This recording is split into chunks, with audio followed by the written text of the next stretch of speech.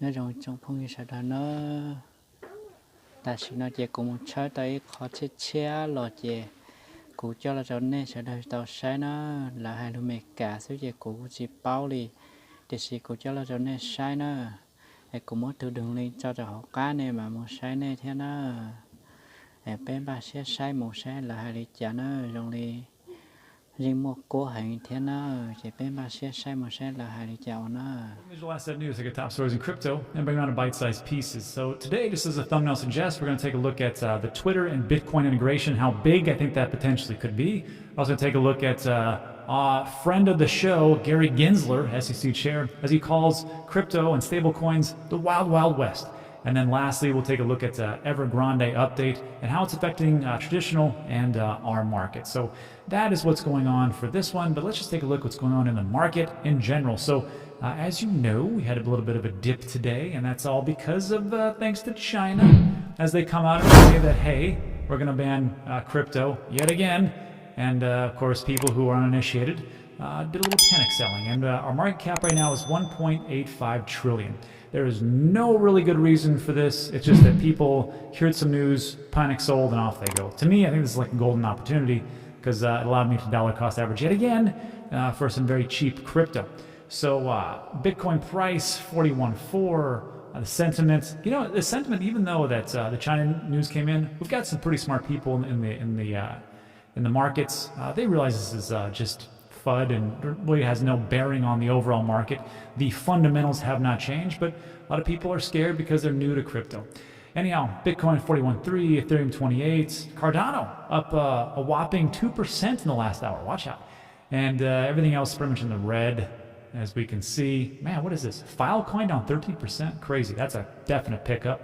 I think Ethereum dropped 8%.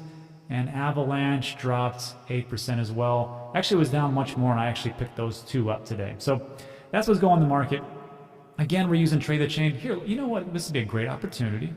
I'm going to click on the projected range. Just so you know, Trade the Chain, links in the description, look something like this. And you can see the exact same things that I see. So it scrapes all the interwebs, it scrapes all the blog posts, it has a direct API integration into Twitter, so to disseminate all that sentiment analysis. So here's what I would look at. Travala.com, I have no idea what these are. Acropolis, Ren, Ion, Injected Protocol, Gala, and Balanced. Maybe even a Waves and Swissborg. Swissborg is making some pretty big moves. So take a look at those. In the next hour, looks like they're all going to go up pretty substantially. But again, do your own research. All right. So let's get into today's top story, which was Bitcoin Twitter. And actually, I wanted to do this yesterday, but I got a little sidetracked and some things came up. So one thing I will say, though, before I get into this story is this, and that is that no matter what the market does, you just kind of take a look at it with a grain of salt and just kind of say, okay, I think I've been here for quite some time. Remember that people look at things as either, you know, the glass is half full or half empty, but just remember the glass is refillable. And in all honesty, that's kind of like the crypto market. It goes up, it goes down, but in general, this is going to change everything. So if you just kind of stick around, things should work out okay. Even the Wolf of Wall Streets came out and said, hey, you know what? I'm going to write a book, and it's going to just say this: buy and hold. And he said, that's pretty much the whole book. It's going to be one page, 3 words. And I thought, that's a pretty good idea. Anyhow, think about this. And then also, before I get into the Bitcoin Twitter thing, a couple of days ago, we did a story about the Pi Cycle top indicator, and people were kind of freaking out because when I said this, I said, you know, in this year, we've already seen the top as far as like, when was this? In March end of March, early April, and it switched over, which was one of the 4 indicators of when things drop down. And it's been pretty accurate, but I just want to remind everybody of this, and that is that just because it happened in this year, 2021, doesn't mean it can't happen again. It happened twice in 2013, one time in March and one time in December. So if you think that it can't happen again, just look to history. Not that it's going to happen, but sometimes we can just take a look a little bit of history and see what's going on for the future. All right, so here is our top story, and this actually kind of blew my mind that this is actually going on.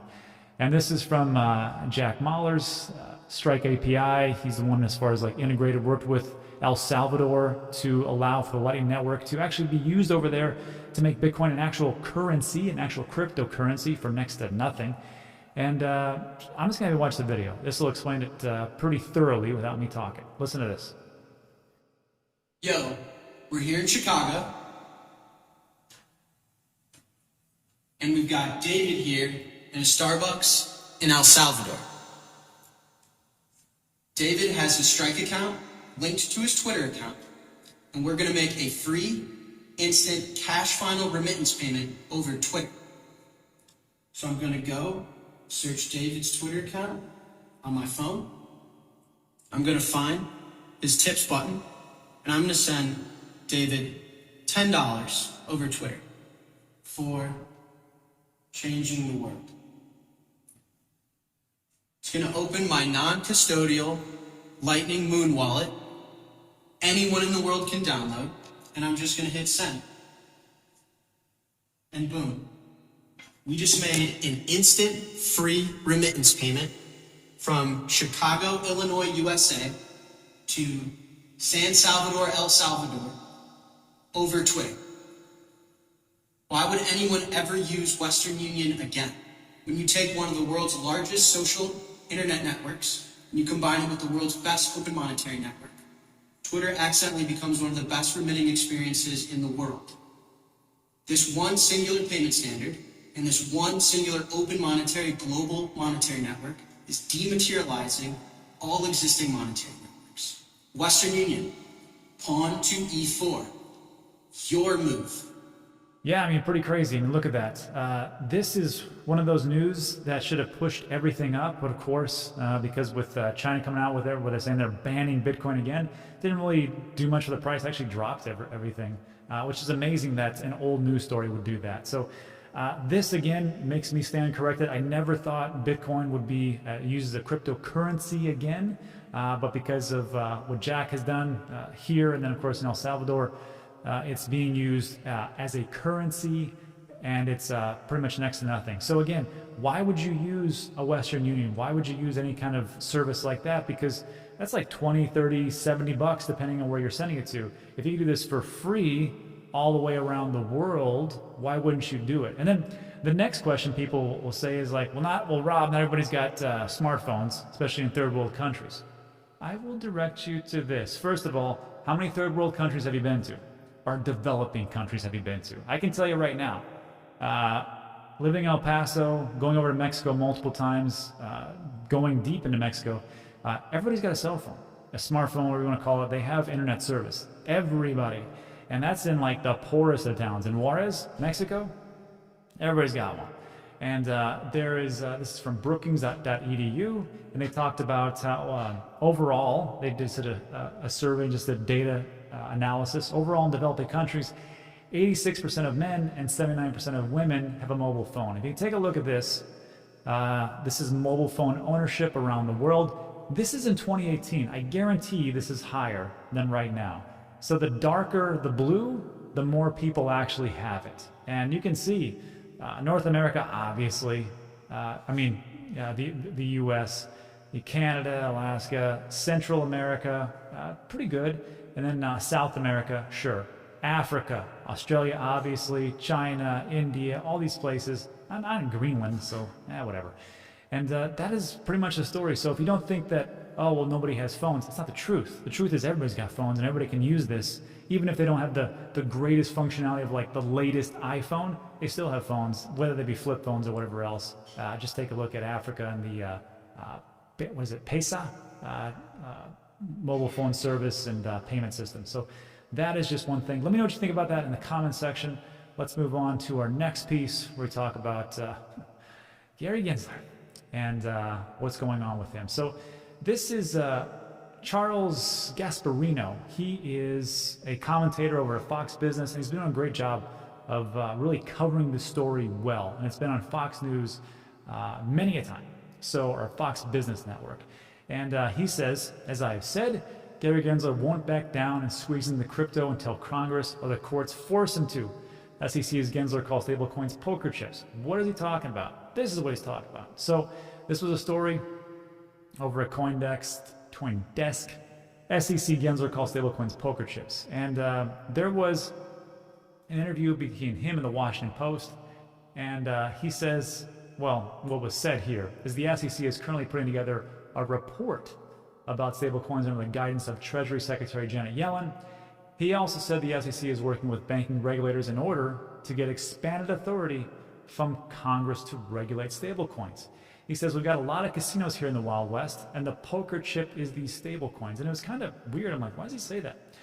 He says, well, here's what he says. Those platforms should come in and they should figure out how to register. Not many have, and so I do really fear that we'll keep bringing these enforcement cases, but there's going to be a problem. And frankly, when that happens, I think a lot of people are going to get hurt. So there's a lot to unpack there. First of all, why would Gary say that these are the poker chips of the Wild West? Well, really it's kind of like your gateway to get into cryptocurrency. And then when people take profits from their other cryptos, well, guess what? They put it into a stable coin, usually Tether for some reason. I don't like Tether myself, or USDC or whatever else. And he's just saying like, look, this is kind of like their gateway. So there's that part. And then when he talks about here is like people should come in. Well, guess what? Coinbase came in, and what did you do? You sent them a Wells notice and threatened to sue them, and they shut down their lend application. After that, nobody's going to trust you. Why would you do that? Why would you do that? And then say, oh, they haven't come in. Well, of course not. If I'm going to get sued, I'm not going to come there. It's crazy. And then on top of that, you have to kind of think about this. The question is then, why is Gary so adamant about putting in regulation and enforcing and trying to protect the individuals? And I think it really comes down to this. Like I always look at this. This is one of my downfalls. I always see it as people think like me. People don't think like me. This makes sense. I mean, not everybody. Especially as a crypto investor, you have to understand the mindset for Gary as he's coming into this job. And this really comes down to, let me pull this up, why the SEC failed. Regulators against regulation. Gary used to work at Goldman Sachs. He was a CFTC commissioner, I believe. He worked in the CFTC, I know that. He's been on Capitol Hill. Now he's the head of the SEC. This guy's a classic overachiever, let's just be honest. And what he doesn't want to do is come back for people to say, hey, you suck or you're awful, do your job. And I think this is the problem here, is people don't understand that the SEC for a while massively screwed up, and they didn't protect people. And two of the SEC's most notorious failures came to light in 2008. The demise of several of the largest investment banking firms under its regulatory care, and the SEC's disregard of the Ponzi scheme that was Bernie Madoff's $50 billion Ponzi scheme. The main reason for the decline of the SEC is that the Commission succumbed to the anti-regulatory climate of recent years. Too many of its members just did not believe in regulation. I think that's the thing, is that I think Gary and his crew are like, hey, we need to put the hammer down. We need to make sure, because we don't want to be like that, those last group of losers who didn't do their job right. And then, of course, everybody talks about how awful they were and they missed this, this, and this. So as a person who likes to achieve myself, I can respect that. I can. It's not going to be a very popular opinion here on this channel, but it is what it is. However, the thing with Gary, I think, is that he said it perfectly. He goes, and this was in the hearing, the Senate hearing on banking. He said, look, with the laws that we have in place right now, and the way that the Howey test is written, and the Reeves litmus test, these are securities. Now, if you guys come out and say, hey, we're going to write some more laws and regulations, I'll work within those confinements of those laws and regulations that you write. But until then, this is what it states, this is what I believe it is, this is where we're going to go. And I think there's two ways that this can go about. Either, first of all, if you're in the cryptocurrency space, digital asset space, and you're an exchange, you need to go on the offensive. You can't wait to be sued. You just have to bring the battle to them, because that's just how it is. And even Mark Cuban talks about that. And fun fact, Mark Cuban actually beat the pants off the SEC when they sued him for insider trading in 2013. So if you think that the SEC can't lose, they can, and it's been done before. So we have that part. Also, Hester Pierce said also this, Crypto Mom, she said, hey, let's just give everybody a refractory period or grandfather everybody in. So if they've done this, if they're selling unregistered securities, instead of finding the exchanges and finding the projects, let's just give them a grandfathered in. Just say, okay, everybody come forth. We're not going to bust you. We're not going to sue you. Just come on in, and we're going to determine. We're going to triage you. We're going to say what is a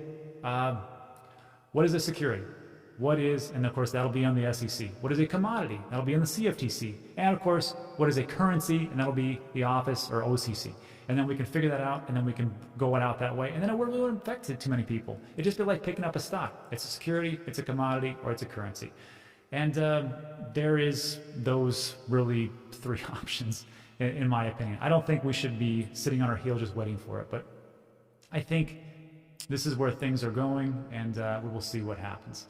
Let me know what you think about that in the comments section. I understand where Gary's coming from. I think he's wrong. I think there should be a little bit more back and forth between this happens, but who knows. Anyhow, let's move on to our last piece, where we're going to talk about a little update as far as Evergrande. So Evergrande, we've been talking about this at length. Everybody's scared about it, or was scared about it. It was a company in China who did a lot with real estate, retail, and home, and all that stuff. And there was a big thing because they were going to default on their loans, and it was a $300 billion collapse. And everybody was scared about it. And the one person that said that, who cares? China's just going to print some more money. It was George over at Cryptos R Us, when it was me, him, and James over Best Answers. And even Simon Yu from StormX, he says, I called it, and I think he said the same thing. China injects $18 billion into the banking system during the Evergrande crisis. So here's what's going on. And before I tell you, this is a great quote from Peter Lynch. I always think about this. Far more money has been lost by investors preparing for corrections or trying to anticipate, and there's been loss in corrections themselves. So again, people were freaking out. They sold everything, and then, didn't let big. It wasn't that the end all be all as far as like the traditional markets. So this is what's happened. China injects $18 billion into the banking system, and the People's Bank of China pumped 120 billion yuan, or 18.6 billion, resulting in a injection of 90 billion yuan because they did for the reverse purchase agreements. Sentiment was also boosted after Evergrande's onshore property unit said it plans to repay interest due Thursday on its local bonds. So all that, it was much ado about nothing, as they say. So I just want to bring that to everybody's attention. Everybody's worried about the Evergrande situation. Not so much. I think the bigger thing that we actually have to fight is FUD articles and people not doing their own research and panic selling and over leveraged traders who have no idea what they're doing. I think those are the big three things that are going on. Anyhow, that is it. So if you made it all the way to the end, first of all, thanks, I appreciate it. If you like this video, go ahead and give it a thumbs up. Also consider subscribing. We talk about these things every single day. And that is it for today. So thanks so much for watching. I appreciate it. See you on the next one.